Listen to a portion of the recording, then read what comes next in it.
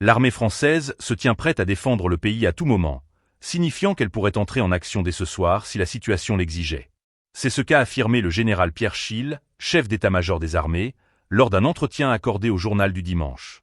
Cette déclaration renforce l'idée d'une France vigilante face aux menaces potentielles.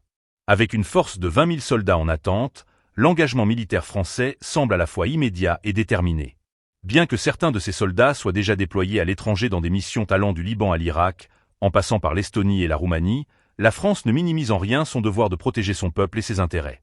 Ses forces sont prêtes à faire face à des défis majeurs, notamment à l'horizon d'une guerre de haute intensité contre un adversaire équivalent. Dans cet entretien, le général Schill a également souligné l'importance de la formation continue des forces, mentionnant que des instructeurs français ont activement formé des soldats ukrainiens, tant en France qu'en Pologne. Cette approche proactive témoigne de l'engagement de la France à soutenir ses alliés dans un contexte géopolitique tendu, où les conflits peuvent éclater à tout moment. Concernant la stratégie militaire, le général a déclaré que l'objectif principal de l'armée française est de développer sa capacité d'adaptation face aux nouvelles méthodes de guerre.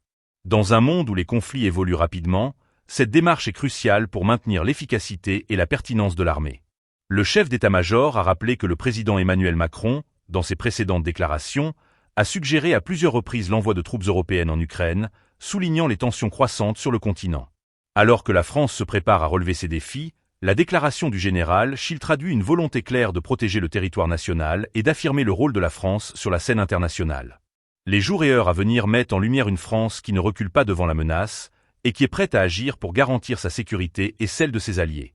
Ce renforcement des capacités militaires pourrait également influencer la dynamique de l'engagement européen dans les crises actuelles. Dans ce climat de vigilance, la question demeure. Jusqu'où la France sera-t-elle prête à aller pour défendre ses intérêts et sa souveraineté ?